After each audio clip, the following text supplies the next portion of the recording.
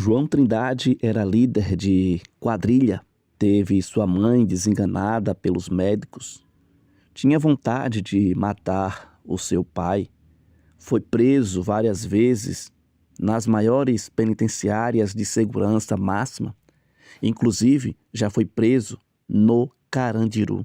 João Trindade estava presente no massacre que houve em 2 de outubro de 1992.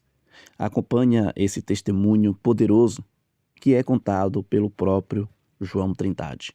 Que Deus ele te abençoe de forma especial. Meu nome é João, estou acompanhado da minha esposa Esther, que depois eu quero chamar aqui na frente também para apresentar a vocês. Eu trabalho no Hospital Adventista, no departamento de enfermagem, no centro cirúrgico. Já cuidei de alguns funcionários, pastores aqui do NASP, que foram fazer tratamentos, cirurgias no Hospital Adventista. Minha esposa também é funcionária do hospital, trabalha na radiologia. Temos uma filha, a Gabriela, que não veio conosco, 2 netinhas, a Heloísa e a Júlia. O Raio, nosso genro, mandaram também um abraço para vocês. Queridos, eu vim aqui contar o meu testemunho para vocês nessa tarde de sábado.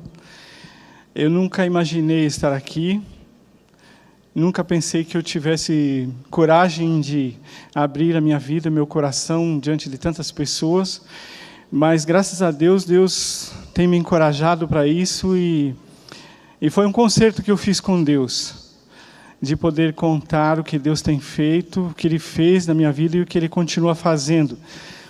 E eu lembro quando minha esposa Esther falou que eu tinha que testemunhar, eu falava, mas jamais, eu não vou ter coragem de falar, eu não sei se eu tenho condições de falar em público, e ela dizia, não, mas você precisa falar, porque isso vai ajudar e vai encorajar outras pessoas a se fortalecerem em Cristo e até aceitarem Jesus como Salvador. Eu falei, bom, então, se realmente Jesus quer isso de mim, se Deus quer isso de mim, Ele vai providenciar, Ele vai me chamar e vai me capacitar para isso, porque eu não sei como fazer.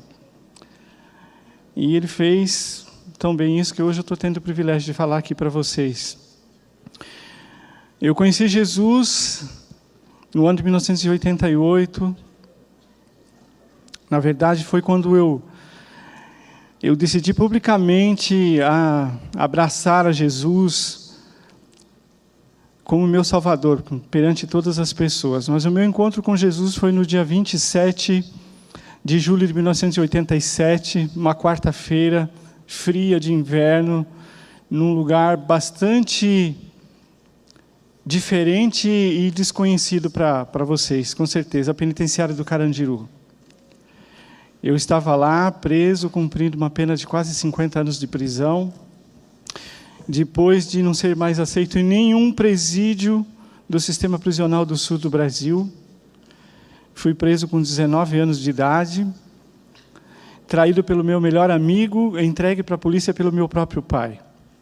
Uma história triste que começou na minha pré-adolescência, com muitos problemas, conflitos com o meu pai, cansado de maus tratos do meu pai contra mim, meus irmãos, minha mãe.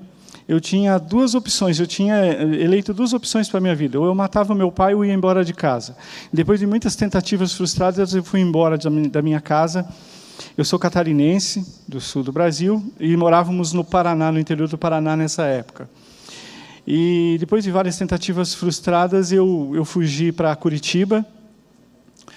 E eu sempre fui um menino honesto, trabalhava, ajudava no sustento da minha casa.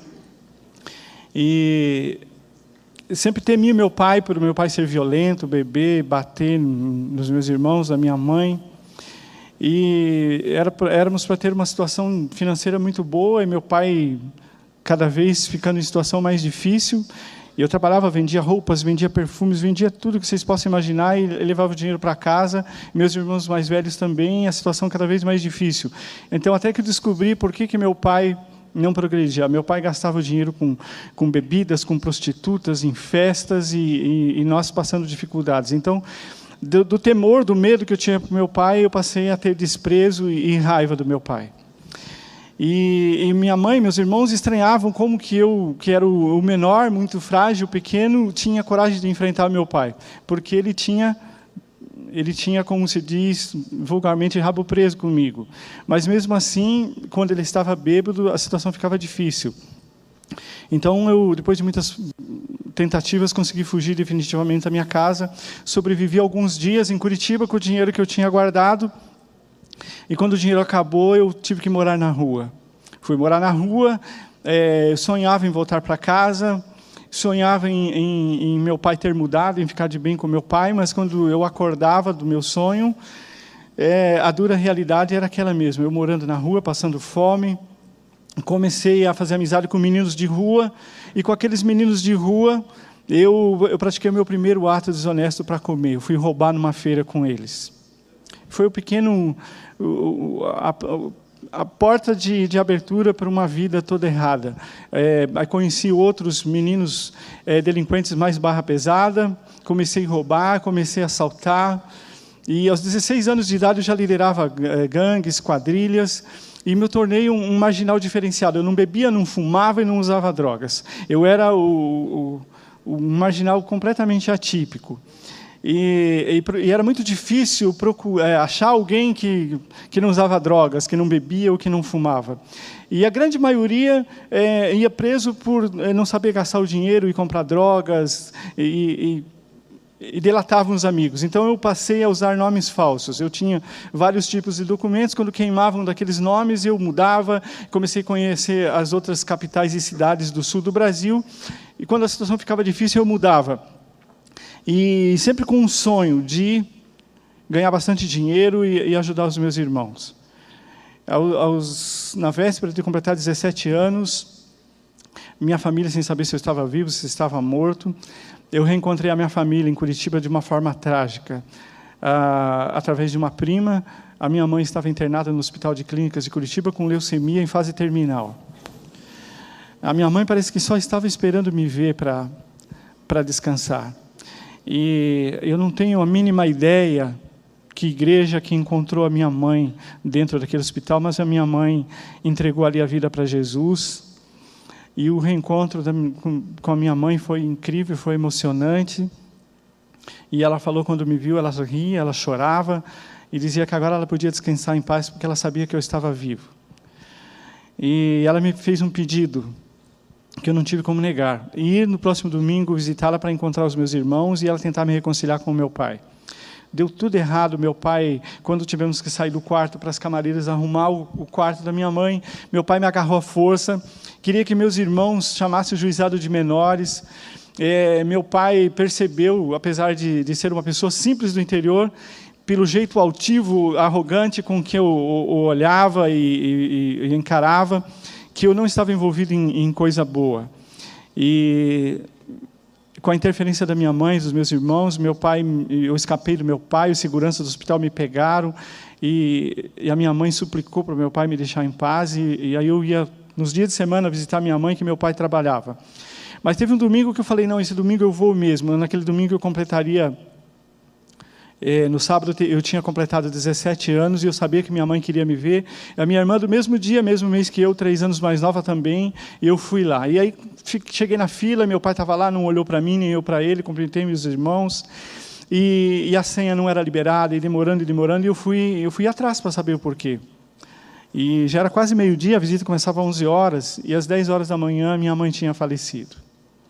Foi um golpe muito dolorido.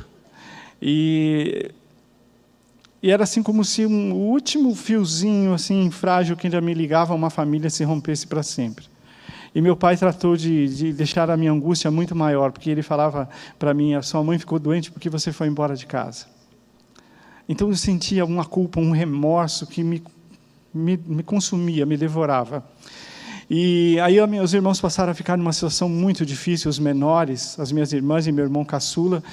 E eu comecei a lutar, batalhar, mesmo naquele meio desonesto, para arrumar dinheiro para um dia conseguir dar uma vida melhor para os meus irmãos. E quando minha irmã fizesse a maioridade, ela poder testemunhar contra o meu pai, para que eu pudesse ajudar os meus irmãos. Aí, como eu na introdução falei para vocês, quando eu estava com 19 anos para 20 anos, o meu melhor amigo, o único que sabia meu nome verdadeiro, o único que eu tinha levado na minha casa, o único que eu confiei plenamente. E a Bíblia fala assim: enganoso é o coração. Mas muitas vezes nós confiamos no amigo. Não que eu tenho amigos incríveis que têm muito mais assim apego e convívio do que com os meus próprios irmãos. E para eles, muitas vezes, nós tiramos a nossa máscara mais escondida, que nós não tiramos nem para Jesus, apesar de eles nos conhecer completamente, como diz o Salmo 134. Então, esse amigo foi preso com uma outra quadrilha. Ele tinha uma esposa e tinha uma outra família clandestina, então o dinheiro nunca chegava. Ele foi preso com uma outra quadrilha, ele foi torturado, não tinha o dinheiro suficiente para dar para os policiais. Os policiais fizeram o seguinte acordo, muito comum no submundo do crime: nós queremos uma cabeça boa, que nós buscamos há muito tempo, não sabemos quem é, mas temos certeza que você sabe quem é. E assim ele me entregou para os policiais para parar de apanhar. E eu passei agora a frequentar as capas dos jornais, as páginas policiais, minha foto que eu tinha tirado junto com ele em festas, etc. E aí a minha família no sul do Brasil, bem conceituada, tudo, principalmente pelo lado do meu avô, e aquele escândalo todo, e procura, e agora ninguém mais queria assaltar comigo, ninguém queria roubar. Eu era um cara chamado premiado, muito procurado, visado, e a insegurança total, todo mundo que me olhava mais demoradamente na rua, eu achava que estava me reconhecendo. E então eu comecei a mudar de um lugar para outro, e meu pai soube do local onde eu estava. E ele sofreu uma pressão muito grande da parte dos policiais, e naquele momento falou mais alto o coração de pai. E os policiais ameaçaram muito: olha, o seu filho tem dito, tem telefonado, era tudo mentira. Eles fazem essas armadilhas para pegar as pessoas que não têm experiência, que ele não vai se entregar. E provavelmente ele vai morrer num cerco. Ele já escapou de alguns e ele vai morrer. Então meu pai, nesse momento, falou o coração. Graças a Deus, falou o coração de pai nesse momento. E ele fez um acordo com os policiais, que ele levaria os policiais onde eu estava, mas que ele estivesse junto para ter certeza que nenhum mal iria me acontecer. É claro que eu não gostei nada dessa ideia. Hoje eu louvo a Deus por isso. Mas eu fiquei muito, muito louco com meu pai mesmo. Aquela mágoa, aquele rancor se transformou num ódio tremendo.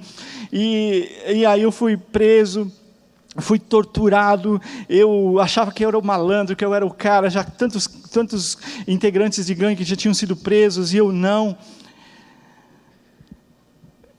E eu fui conhecer agora o mundo que eu tinha abraçado, que eu tinha escolhido viver. Eu achava que eu era o cara, que eu era o malandro. Eu tinha dado baile em um monte de vezes na polícia de 3 estados do sul do Brasil. Fui preso, apanhei tudo que vocês possam imaginar, barbaridades, as torturas, e não delatei ninguém. As únicas 2 manchas que um bandido não pode ter na sua ficha criminal: ele não ser um estuprador e não ser um dedo duro. E eu cheguei lá dentro da penitenciária pela primeira vez, com o peito bem estufado, nariz empinado, achando que eu era o cara. Só que eu estava entrando na pós-graduação do crime pela janela dos fundos. Eu nunca tinha tido uma passagem sequer por uma FEBEM. E eu pensava na minha ingenuidade, juventude, que ali dentro todo mundo era amigo, todo mundo era mano, todo mundo se ajudava. E ali eu vi que não era nada daquilo, eu era só mais um. E eu vi ali dentro as coisas mais terríveis. Eu jamais falei em meus testemunhos detalhes sórdidos ou coisas parecidas, mas eu vi a incoerência da justiça.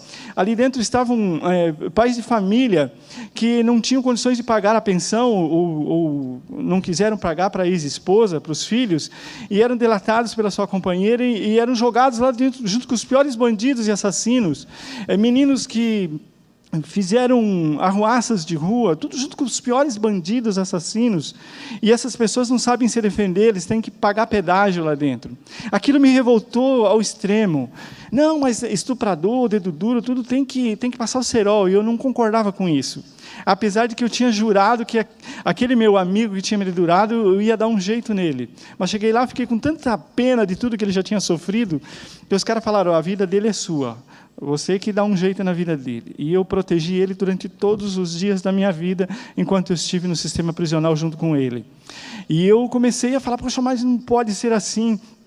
E eu estava sob o completo domínio de Satanás, e tinha muitos jovens, muitos presos da nova geração que eram revoltados com aqueles chamados piolhos de cadeia, que sobreviviam à custa de acharcar, de roubar, de oprimir os presos jovens. E eles começaram a se unir a mim, e muito em breve nós tomamos conta do sistema prisional do Paraná, para onde eu fui inicialmente mandado.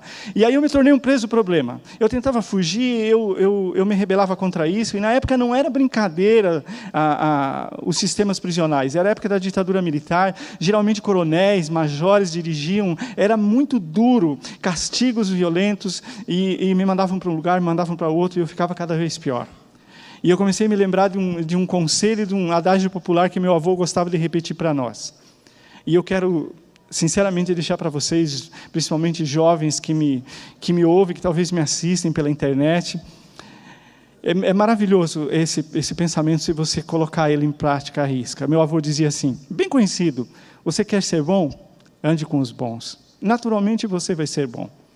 Tem muitos sociólogos, muitas correntes da sociologia que odeiam essa corrente de pensamento, mas o homem costuma ser um produto do seu meio, com quem ele se associa, com quem ele anda, naturalmente ele vai ser bom. Aí meu avô falava, mas se você quiser ser mau, ande com os maus e você vai ver que você pode ser pior que eles. E isso aconteceu comigo. Eu não era mais bem-vindo no meio da pior escória que vocês possam imaginar. E assim vim parar na penitenciária do Carandiru, no ano de 1985, condenado a quase 50 anos, sem ter um processo em São Paulo, trocado por presos do crime organizado de São Paulo. No princípio, fui para Araraquara, uma penitenciária de segurança máxima, não fui aceito, fui mandado para a penitenciária do Carandiru. Celas individuais, ali ao lado onde teve a detenção, que teve aquela grande rebelião, aquele terror, todo onde ficavam os presos primários, eram celas de 40, de 50.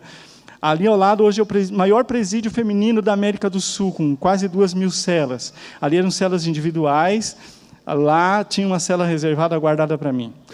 São 3 pavilhões, divididos em lado par e ímpar, 15 portões da entrada da rua até aquele último pavilhão. Lá no último andar, 5º andar, aqueles andares abertos com um vão livre muito alto, no fim do corredor, na última cela 1444, lá eu fui colocado. Todos detestavam aquela cela, era no fim do corredor, dava para divisa para presídio feminino, o centro de observação criminológica, com vários muros altos, a muralha principal com quase 10 metros, que está até hoje lá, hoje tem um parque bonito, e ainda tem esse presídio, com guardas andando armados. Ou seja, se você conseguisse serrar aquelas grades, descer toda aquela altura imensa, pular vários muros intermediários, aquela muralha grande, pronto, poderia fazer um filme da sua vida. Mas aí você cairia dentro da casa de detenção. Ou seja, o apelido daquela cela era onde o vento encosta o cisco. Sabe o que é cisco, né? Folha que está seca, que não tem mais para onde ir. E lá eu fui colocado. As grades da minha cela eram batidas de noite, hermeticamente à noite e de manhã cedo. Eu era provocado pelos agentes de segurança, porque eu vim a minha ficha como uma pessoa que não tinha mais chance de recuperação para a sociedade. E no caminho, quando eu vim junto com alguns presos que estavam vindo comigo, muitos eram meus amigos, eu falei dentro de um camburão. Reportagem do Jornal Nacional, aquela coisa toda. Vocês podem até acessar nesses arquivos antigos. Foi no mês de agosto de 1985. Troca de presos entre Paraná e Santa Catarina, e São Paulo. E eu falei, olha, chegando em São Paulo, não quero mais saber de me envolver em problema de ninguém. Eu só me prejudiquei, eu quero agora cuidar de mim, quero me transformar num preso anônimo para ver se assim eu consigo fugir. E eu coloquei aquele plano em prática. Eu me transformei no preso mais obediente daquele sistema. Eu fui trabalhar, eu fui estudar. E em 2 anos, você com 6 meses adquiria boa conduta. Eu adquiri boa conduta. 1 ano, ótima conduta, excelente conduta. E a minha pena, além de ser quase 50 anos, eu tinha 2 anos para cumprir como medida de tratamento e segurança. Ou seja, eu tinha que ir para um manicômio judiciário e ficar observado por psiquiatras e psicólogos. Se eles me dessem como uma pessoa sem chance de ir para o convívio da sociedade, eu ficaria eternamente preso. Deus tinha um plano para a minha vida. Hoje a sociedade clama por penas mais duras, pena de morte. Houve uma mudança na lei de execuções penais, Como eu era um preso primário, eu podia, a partir de um cesto, pleitear um semiaberto, e foi extinta aquela minha medida de segurança. O caminho estava andado. Pedi um pedido de progressão ao regime semiaberto, eu já cumpria um cesto. Tudo bem, alguns exames, algumas coisas deram tudo certo, mas o juiz alegou que eu não tinha laços familiares em São Paulo e negou meu primeiro pedido. Eu continuei a luta, trabalhando, estudando, até que no dia 27 de julho de 87, 2 anos já no Complexo do Carandiru, aconteceu aquela rebelião. Não uma rebelião como houve lá na casa de detenção, onde vocês ouvem dos 111 mortos. Eu sabia que era muito mais, mas não tinha ideia de quantos eram, porque eu conheci muitos presos que depois foram para a penitenciária, saindo da detenção. Há mais ou menos uns 15 anos atrás, eu estava dando testemunho na igreja de Vila Espanhola, ali no distrito de Casa Verde, na zona norte de São Paulo, e eu almocei na casa de um irmão que é oficial daquela igreja, e ele trabalhava no necrotério de Vila Cachoeirinha, para onde foram mandados todos os corpos daquele massacre. Ele, naquela época, estava afastado da igreja. Tinha saído da igreja e trabalhava concursado público. Ele recebeu 350 cadáveres. Começaram a encostar todas as viaturas dos IMLs regionais de São Paulo e levar para as valas de Perus. Quando a imprensa encontrou 111 mortos. Ele sofreu tantas ameaças, ficou tão chocado, que ele pediu exoneração do cargo público. E, graças a Deus, ele voltou para a igreja. Está na igreja até hoje. O nome dele é Ajaxo. Todos o conhecem por Guruga, ali na Vila Espanhola, na zona norte de São Paulo. Essa rebelião da qual eu estava foi bem diferente. Os presos eram presos experientes, conseguiram pôr armas para dentro da penitenciária. Sabe como que é, né? Estala o dedo, superpoderes, as armas vão flutuando, caem lá dentro. Não, não é assim, é muito dinheiro, corrupção. E colocaram armas para dentro e tentaram planejar aquela fuga infalível. E, para minha infelicidade, alguns dos meus melhores amigos, inclusive alguns que vieram do Paraná, estavam envolvidos naquela tentativa de fuga. E, olha, você, apesar de você não estar no esquema, de não ter colocado as armas, você é nosso brother, você está, como eles dizem, você está na fita, você vai embora com a gente. Vai ser tal hora e tal, tem carro esperando, o funcionário da guarita está acertado, já está corrompido e nós vamos embora. Todo mundo louco, cheio de álcool, cocaína, maconha, todo muito louco, eu o único lúcido. Olhei, quantos são? Olha, com você são X, mais de 10. Eu pensei, 5, 6, se tiver muita sorte, vão. Os últimos serão os buchas de canhão, vão distrair os policiais das outras guaritas, que vão alertar quando depois pular 4 ou 5. Não vou, muito obrigado, estou fora. Você é louco, vamos embora, você tem que sair, você vai ficar aqui, a sua pena é muito longa, você vai sair daqui velhinho e tal. Eu falei, não, mas eu não vou. Eu quero ir embora, mas eu não quero tomar tiro. Não, nós vamos embora. Eu vi a decepção na cara deles. E eles estavam tão loucos que eles se enganaram no horário da troca do turno, não era naquela troca para eles irem, eles foram bem na hora que não era o guarda que estava corrompido na guarita, e tomaram um tiro para todo lado, voltaram para trás, sequestraram todos os seguranças, diretores de primeiro e segundo escalão do presídio, queriam armas, queriam tanta coisa para fugir. O governo não aceitou. Sabem quem era o governador? Orestes Quercia, não negociava com bandido. Secretário de Segurança Pública, Fleury. Secretário de Justiça, Michel Temer, vice-presidente da República hoje. Esperou anoitecer, como é praxe, invade a cadeia. Morreram reféns, morreram presos. Lá na detenção, os presos morreram todos deitados. Dessa vez morreram reféns, morreram presos, os presos reagiram. E aí até que aconteceu o meu encontro com Jesus naquela noite, por volta de meia-noite. Numa oficina onde eu procurei ficar, tinha uma oficina do Senai, onde eu estava fazendo um curso, uma tornearia.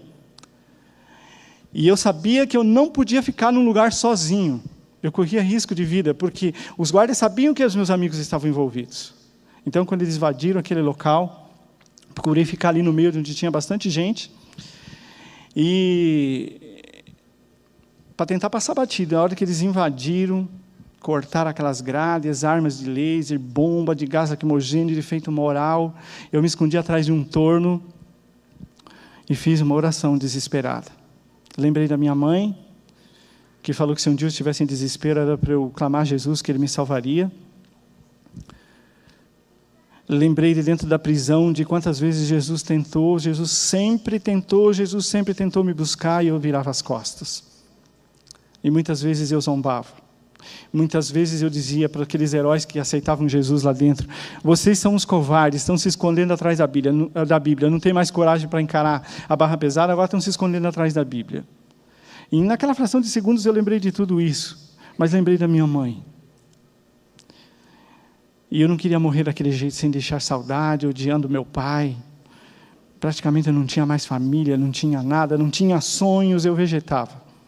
Eu tinha pesadelos horríveis, eu era consumido pela culpa, pelo remorso, eu me sentia um monstro, não via mais nem sombra daquele menino cheio de sonhos que um dia saiu de casa em busca de liberdade. E eu fiz a primeira oração da minha vida. E eu falo para você, se você está esperando você ser santo para você orar a Deus, você nunca vai orar. Você tem que orar a Deus e abrir o seu coração do jeito que você está. E eu não pronunciei uma palavra, mas eu fiz uma oração. Falei: Senhor Jesus, me perdoe por estar agora recorrendo a Ti. Muitas vezes eu lhe desprezei, zombei. Mas se o Senhor existe de verdade, Senhor, por favor, salva a minha vida. E eu prometo que eu entrego minha vida a Ti. Não tomei um arranhão. Os meus amigos ficavam: nossa, como que você sobreviveu? E eu fui para o Paraná responder um último processo, fiquei na cela da Polinter, um lugar horrível, encontrei uma pessoa sofrida, e perguntou como que eu tinha sobrevivido da rebelião, e eu contei, e ele falou: nossa, Jesus salvou a sua vida. E aquele cara sabia tudo de Bíblia que vocês imaginam, desde Febem tentavam converter aquele homem, ele conhecia de uma forma incrível a Bíblia, e ele sempre via alguma incoerência com as religiões que tentaram convertê-lo. E ele falou: Jesus salvou sua vida, João. Eu falei: Pedro, eu tenho uma confusão tão grande na minha cabeça, eu nasci em lar católico, Nossa Senhora, santo disso, santo aquilo, Deus, Jesus, me explica melhor essa coisa. Eu nunca tinha deixado ninguém me explicar, aquele homem me explicou de uma forma tão incrível. E eu falei: nossa, mas, puxa vida, que coisa bacana. E você acha que então, é por isso que eu vejo Jesus pendurado naqueles crucifixos? Você acha que Jesus pode me perdoar? Ele falou: sim, com certeza. Jesus vai te perdoar, vai te dar a paz. E Jesus vai te dar a vida eterna. Eu falei: o que é a vida eterna? Quando ele falou que a vida eterna era o céu, eu comecei a rir. Falei: não, você está brincando comigo, cara, não é possível. Ele falou: por quê? Eu falei: mas Deus, ele não é justo? Deus não é bom? No céu não vão ter pessoas boas? Ele falou: sim. Eu falei: então como que Deus pode levar uma tranqueira como eu para o céu? Ele falou: não, mas Deus vai te mudar, Deus vai te transformar. Você precisa só entregar a sua vida na mão de Jesus. E eu achava fácil demais. Ele falou: João, não é fácil. Tanto isso é o meu exemplo. Aquele homem tinha 50 e poucos anos, parecia muito, muito mais. Os psicólogos, os psiquiatras tentavam me impactar, falando: olha, você tem potencial, você pode mudar. Juízes, um juiz charameu falava para mim: você pode ter um futuro ainda na sua vida.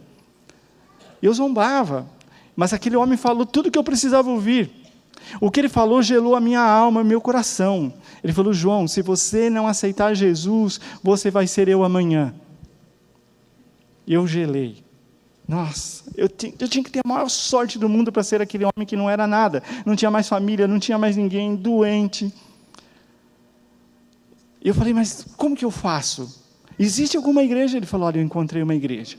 Através de uma sessão de correspondências, eu era uma revista para jovens, e aí eu escrevi, descobri que era de uma igreja, e eu não conhecia aquela igreja, e eles me deram estudos bíblicos, e tudo que eu aprendi está de acordo com a Bíblia. Então eu perguntei o que você perguntaria para ele, o senhor pastor Edson.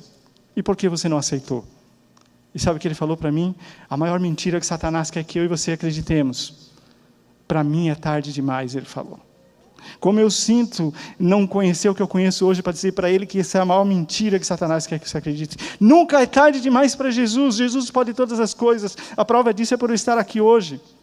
E ele me deu o endereço daquela igreja, de uma senhora que foi a pessoa que mais escreveu para ele, que mandou literaturas. E eu voltei para São Paulo num dia de desespero da minha vida, era meu aniversário, 10 anos dentro da prisão, não tinha sonhos nem nada, ninguém sabia que eu fazia aniversário naquele dia. Escrevi para aquela senhora, ela já tinha ido morar em Goiás, tinha voltado para São Paulo, tinha voltado a frequentar a igreja central paulistana, tudo aquilo, nome, endereço, tudo eu gravei de cor, não tinha caneta onde nós estávamos para anotar aquilo lá. Escrevi para aquela senhora, ela tinha voltado a frequentar aquela igreja. Ela respondeu a minha carta. E eu falei: olha, a senhora tem uma Bíblia para me dar? A senhora pode realmente confirmar as palavras que o Pedro falou, que Jesus pode transformar a minha vida, pode me aceitar? E ela ficou preocupadíssima. Nossa, ele está desesperado. Falou: olha, eu quero te dar uma Bíblia, mas eu não quero simplesmente te mandar uma Bíblia. Eu posso te visitar? E Deus tinha um plano para a minha vida. Hoje só pode entrar parente de primeiro grau num presídio de segurança máxima. Naquela época podia entrar 4 pessoas como amigos. Meu hall de visita estava vazio, não tinha ninguém. Eu coloquei o nome dela, ela passou a me visitar. Me levou Bíblias, e eu passei a estudar aquela Bíblia escondido. E um dia eu disse assim: Dona Angelina, estou apaixonado por Jesus. E ela, amém, glória a Deus por isso. Mas eu não tenho coragem de assumir. Me ensina a rezar. Era assim que eu sabia dizer. E eu pensei que ela ia escrever um texto, alguma coisa, uma parte da Bíblia. E ela falou: não, João, não é assim. Você tem que, só você e Deus, abre seu coração e fale com Deus. Abre seu coração, dobre seu joelho para Deus. Falei: Dona Angelina, eu sou tão duro. Quando os guardas arrumavam encrenca comigo, eu falava: vocês sabem que vocês podem me matar, mas eu nunca vou dobrar o joelho para vocês, porque nem para o meu pai eu dobrava. E eu tinha descoberto do sábado. Eu falava: Dona Angelina, eu amo jogar futebol aqui no sábado, tinha 2 campos lindos, e até times profissionais treinavam lá, e eu apanhei tanto do meu pai por causa de futebol. Não, você tem que escolher, João, ou o mundo ou Jesus. Então chegou uma sexta-feira, eu fui fazer meu culto, eu fazia escondido, mas eu fazia. Eu fui fazer meu culto, o guarda bateu a grade da minha cela, deixa a luz acesa.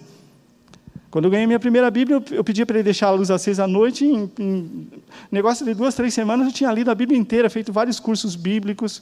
O primeiro curso bíblico que eu fiz foi Encontro com a Vida. Era tudo que eu precisava, me encontrar com a vida. Eu não tinha mais vida, eu era um vegetal. E aí chegou a sexta-feira, eu fazendo aquele culto. E olha a minha arrogância.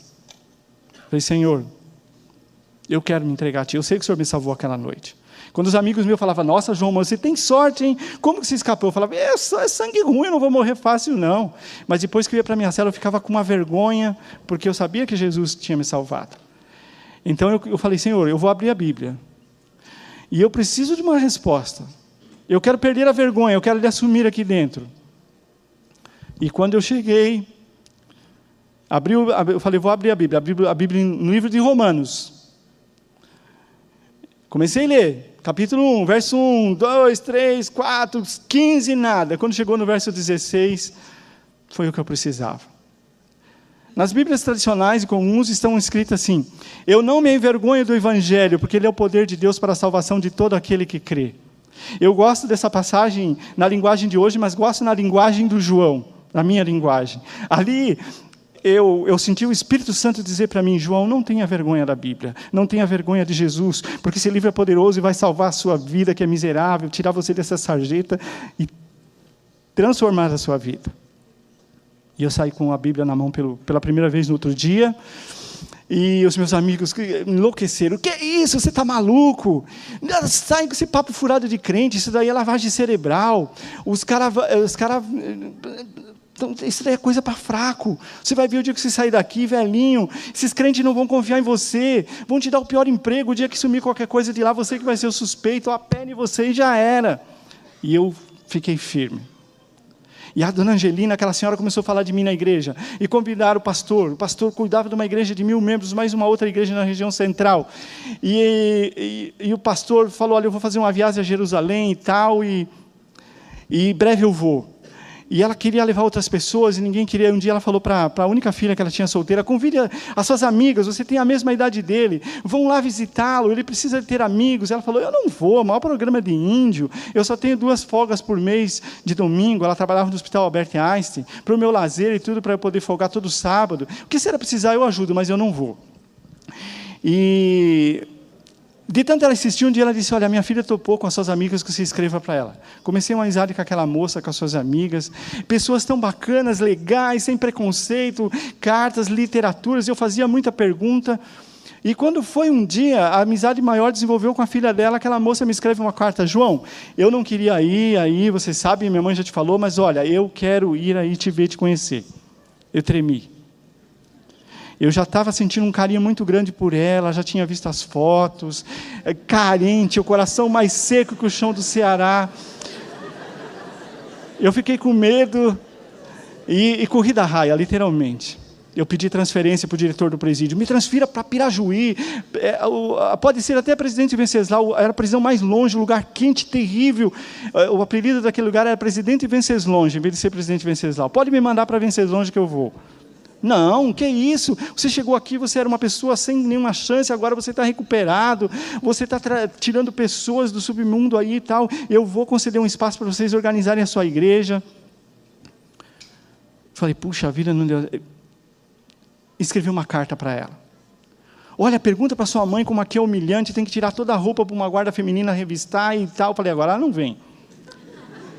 Ela falou, não, eu quero te conhecer, eu sinto que Deus tem um plano para mim. E que plano?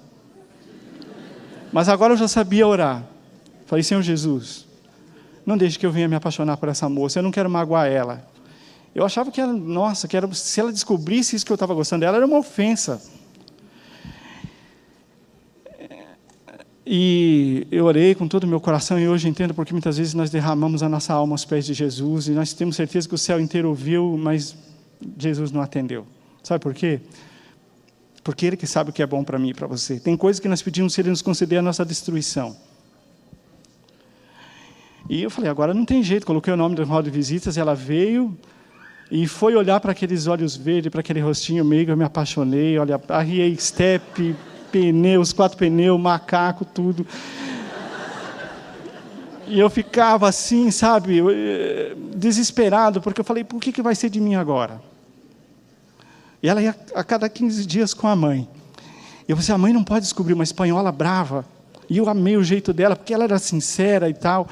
E aí, quando foi um dia, ela falou naquelas visitas que ela ia sozinha, que ela estava de plantão, ela falou, eu descobri que você está gamadão na minha gata.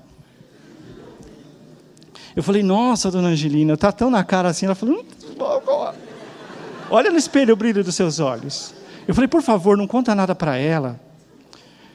Eu tô quase estourando o tempo aqui, mas vocês vão ter um pouquinho de paciência. E eu falei, claro, por favor, eu não queria que ela viesse aqui. A senhora que começou com essa história. E aí escrevi uma carta, por favor, dona Angelina, não conta para sua filha que eu estou apaixonado por ela. E pedi para ela, peça para ela não vir mais aqui, eu não tenho coragem. E a mãe chegou e foi falar, filha, acho que é bom você não ir mais lá na prisão. Ah, não, mãe, mas que negócio estranho. Primeiro eu não queria ir. Agora que eu quero, que eu estou gostando, a senhora não quer. Por quê? Ah, mas eu prometi para ele que eu não posso contar o motivo. Só que a mãe dela tinha dado uma saída e deixou a minha carta aberta em cima da estante. E mulher não é curiosa. Só um pouquinho, né? Ela falou assim, a minha mãe não vai me matar, eu li a carta, e leu a carta, então ela já sabia do que ela desconfiava, teve certeza. Falei, mãe, eu já estou sabendo, o João está gostando de mim. Nossa, filha, e agora? Coitado, ele não pode se iludir. Sabe o que eu falei para ele? Que você nunca, olha o tempo do verbo, nunca ia corresponder a esse sentimento. Às vezes nós conhecemos Jesus, sabemos como Ele é bom, como Ele é maravilhoso, mas nós limitamos o poder de Jesus. Jesus é mais, Jesus é tudo, Jesus é maravilhoso. Então ela falou, mãe, você acredita que o João está transformado? Claro, filha, você acha o quê? Que eu ia estar indo lá de bobeira e tal? Claro, acredito plenamente. Mãe, eu também estou gostando dele. Ainda bem que ela me conhecia, dona Angelina. Já pensou?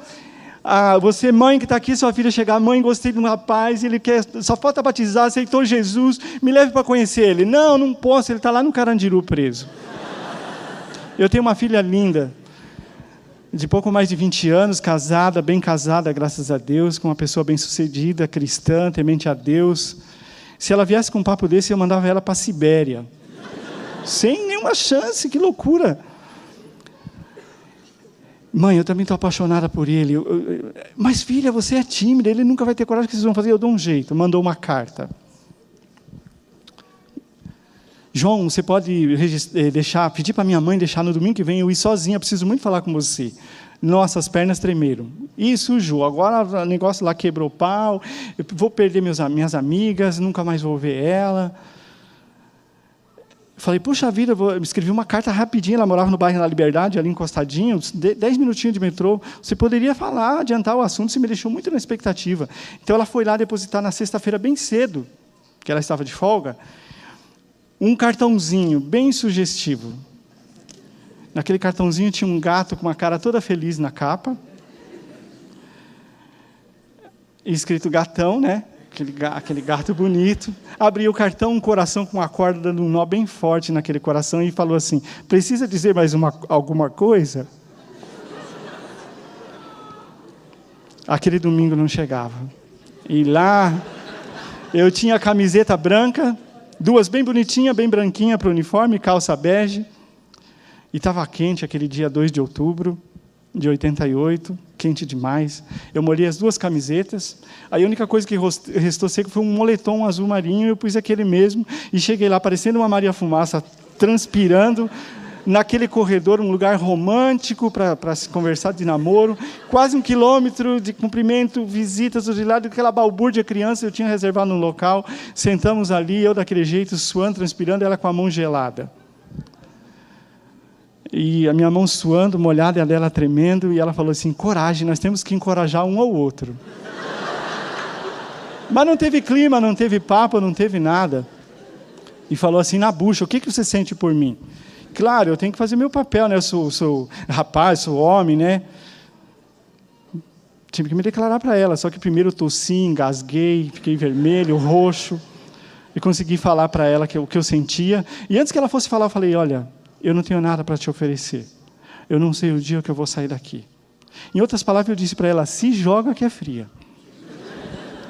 E ela falou assim, eu só quero que você me diga uma coisa. Eu já tive noiva para casar. E eu sentia que eu não seria feliz com aquela pessoa. Eu nunca me senti importante na vida de alguém. Eu quero saber se eu vou ser importante para você e que eu posso te fazer feliz. Tudo que eu quero é ser importante para alguém e fazer alguém feliz. Para mim, essa é a maior declaração de amor, a mais linda que pode existir. E eu falei, mas você vai ser discriminada. Até o pastor vai ser difícil de entender quando você contar para ele. Ele falou, não tem problema. E ela falou, em 6 meses, 1 ano no máximo, você sai daqui. Ela teve que esperar 7 anos e 4 meses para esse sonho virar realidade.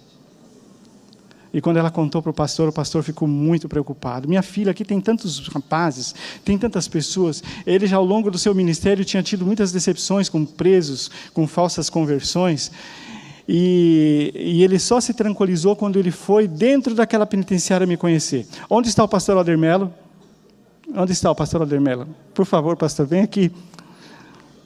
Pastor Aldermelo contou os 15 portões que ele atravessou para chegar dentro.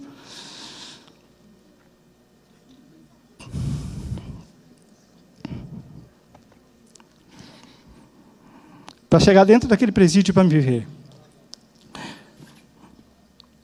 Não sei como o pastor pensava que eu era, apesar que ele teve ministério no Sul, ele sabe que a maioria dos catarinenses são meio branquelos, assim como eu e tal, mas a grande maioria das pessoas que me chamam e não me conhecem, onde eu vou, penso que eu sou um negrão desse tamanho, uma jamanta, e aí, mano, como é que é? E aí, pastor, é nós. E era um dia que podiam entrar todos os visitantes dentro da cela. E o pastor teve que subir aqueles 5 andares. E eu, de vez em quando, ia lá espiar. E ali, muitas pessoas foram me visitar aquele dia, as pessoas que estavam interessadas. E a maioria de vocês tem uma ideia de que um presídio é aquelas celas imundas, sujas, apinhadas de gente. E lá era uma cela individual. Tinha cortinas, eu limpava bem minha cela, eu tinha livros. E eu reconheci o pastor lá. O pastor de terno, com a Bíblia. E o pastor achou que os presos não gostavam dos crentes, né, pastor? Porque quando ele pôs o pé no degrau, o preso que estava no meio da escada voltou para trás e abaixou a cabeça. É respeito, eles respeitam tremendamente as visitas. Pode ser o bandido mais temido lá dentro, se desrespeitar uma visita, ele é um cara morto. E foi assim que o senhor me conheceu, né, pastor? 25 anos atrás. Foi assim. Parece que foi ontem, né, pastor? É verdade. Vamos chamar a Esther aqui também. Enquanto a Esther vem, a Esther e a irmã Angelina me falaram do namoro, do casamento, e eu disse, ó, não podemos fazer o seu casamento, Esther. Não se casa um adventista com um não adventista. Aí foi uma tristeza para o João, não é? Uma tristeza enorme. Mas a impressão, João, quando eu entrei, atrás de mim se fecharam, eu contei 8 portões. São 15 portões. São 15. E eu entrei ali, o guarda me apontou, aquele lá é o João, mas eu estava gelado, com medo ali no meio de milhares de prisioneiros. Eu pensei, é um lugar muito inseguro este. Mas quando eu cheguei junto ao João e começamos a conversar, e ele me levou até a cela dele, um lugar limpo, bem cuidado. Ele arrumou tecido branco, dividiu aquele quarto em 2 ambientes.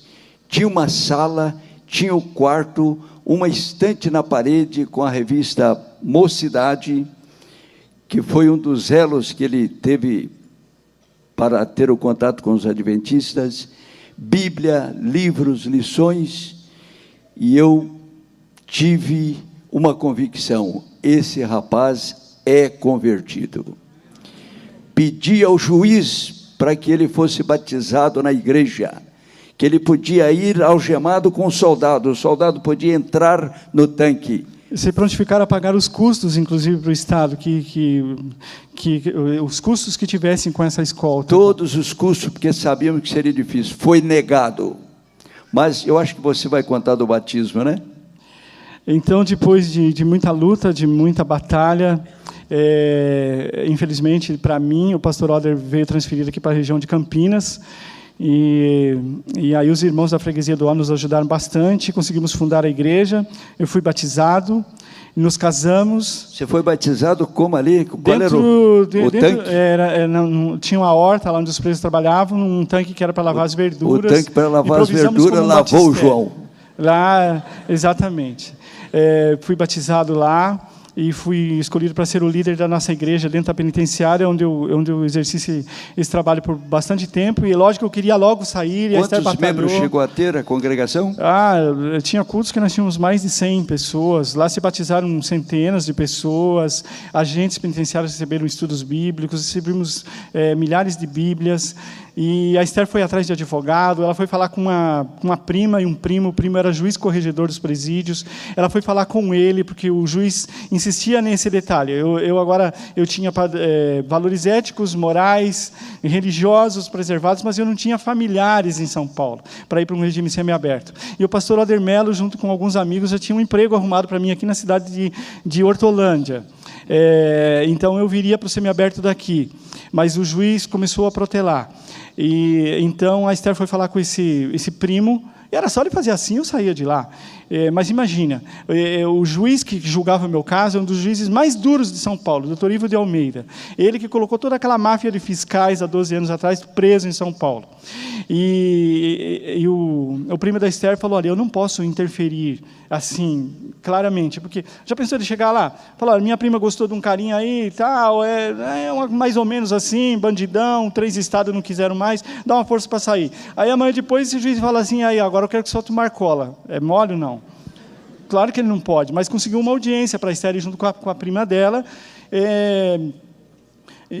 A prima da Esther é irmã da Deise, que o senhor conhece lá do NASP, de Hortolândia, esposa do Nelson, né?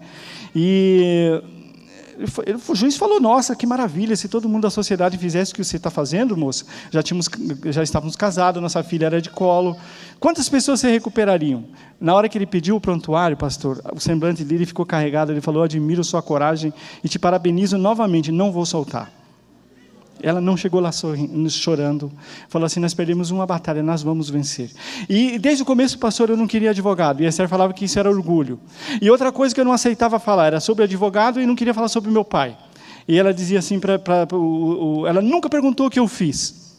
E os amigos perguntavam assim: nossa, o que será que o João fez? Ela falou: não sei, mas acho que o João matou o pai dele. Então, um dia ela falou falou assim numa carta: domingo eu quero falar sobre 2 coisas que você não quer falar. Que você aceita o advogado e que você fale de mim do seu pai. Aí ela me contou isso. Aí eu falei para ela falou assim: você precisa perdoar o seu pai. E hoje eu prego até um sermão sobre isso. Os 2 versos seguintes do Pai Nosso é meio passado por alto. Depois do Amém do Pai Nosso, ela diz que se nós não perdoarmos, nós não seremos perdoados. E eu queria ser perdoado porque eu queria estar com Jesus. Mandei a carta para o meu pai, contei da minha conversão, contei que eu iria me casar, enfim. E aí mostrei aquela carta toda feliz para ela: olha, não matei meu pai. E meu pai hoje é um fã de carteirinha da Esther. E então eu disse para ela: olha, não era orgulho. Eu não entendia muito bem, mas Jesus fez o que ninguém pode fazer. Nem um tribunal, nem um juiz, nem o desembargador que o pastor Oder Mello foi atrás, ninguém. Vamos entregar na mão de Jesus, e ela concordou. E por esse tempo minha filha já sabia orar, bem pequenininha, como minha netinha, que com 1 ano e 2 meses fui dar papinha para ela, Antes de eu dar a papinha, ela falou, vovô, e pôs as duas mãozinhas assim, que era para orar. E a minha filhinha já sabia orar, e a única coisa que ela sabia dizer era, Jesus, traz papai para casa. E ele foi meu advogado. E ele abriu aqueles portões. E ele me tirou. Eu tinha que ficar lá pelo menos uns 30 anos. Eu fui para o semiaberto de Franco da Rocha. Eu fui trabalhar com o pastor Roberto Mota em evangelismo público na capital de São Paulo, na Grande São Paulo. Fui o primeiro instrutor bíblico da história da nossa igreja que tinha que dormir toda noite num presídio. Saía para trabalhar, saía na Páscoa para passar uma semana com a família, e no Natal fui passar 2 semanas, o primeiro Natal depois de 18 natais e Ano Novo preso. Fui ver o meu pai. É a única lembrança que eu tenho na vida de meu pai me abraçar e eu abraçar o meu pai. Ele está vivo hoje ainda, com 88 anos. E naquele semiaberto eu tinha que ficar pelo menos uns 10 anos. Mas Jesus estava fazendo tantas coisas maravilhosas na minha vida, que eu não gosto do ditado que diz, quando você ajuda aquela pessoa, ele vive te pedindo, você fala o quê? Está mal acostumado. Não, ele está bem acostumado. Você acostumou bem ele. E eu estava tão bem acostumado com Jesus, que eu falei, eu vou fazer um pedido de livramento aberto. O juiz de São Paulo negou. Dias depois, transferiram as minhas execuções penais para Franco da Rocha, onde eu estava. Eu falei, vou fazer. O juiz é um juiz que não é tão, sabe, assim, atarefado como em São Paulo. Fiz um pedido, mandei declaração do pastor Mota, do presidente, do pastor Vandir, do pastor Paulo Stabino, de vizinho, policial militar, tudo e tal. E o juiz conhecia, o doutor Marcelo conhecia muito bem a organização adventista, tinha uma admiração pelo sistema educacional e de saúde, me chamou numa audiência e falou, olha, a promotora foi contra, a sua advogada fez um bom arrazoado, a minha esposa estava desempregada nessa época, eu coloquei tudo comprovando que eu sustentava a minha casa, e o juiz falou, eu vou te soltar. Ao pé da lei você não tem direito, você tem que a cada 3 meses se apresentar perante um conselho, comprovar que você está trabalhando, residência fixa você tem. E aí então eu tinha ganho uma bolsa de estudo para fazer o curso de técnico de enfermagem lá na Central Paulistana, da igreja onde eu conheci a Jesus. E eu fui fazer aquele curso, e quem se desse bem naquele curso poderia ter uma oportunidade no Hospital Adventista de São Paulo. E eu tinha que ficar entre os 5 melhores alunos, e eu fui o primeiro aluno da turma. E eu fui trabalhar no Hospital Adventista, trabalho lá há 12 anos, o hospital premia os funcionários com um prêmio de funcionário do mês, do trimestre, do ano, e Deus já me concedeu todos esses prêmios. Eu fico feliz de ser servidor, de estar aqui, de poder louvar a Deus, de tudo que Deus fez na minha vida, de tudo que Deus encorajou, de tudo que Deus proporcionou, a coragem, o amor, a dedicação, a paciência para essa minha companheira querida.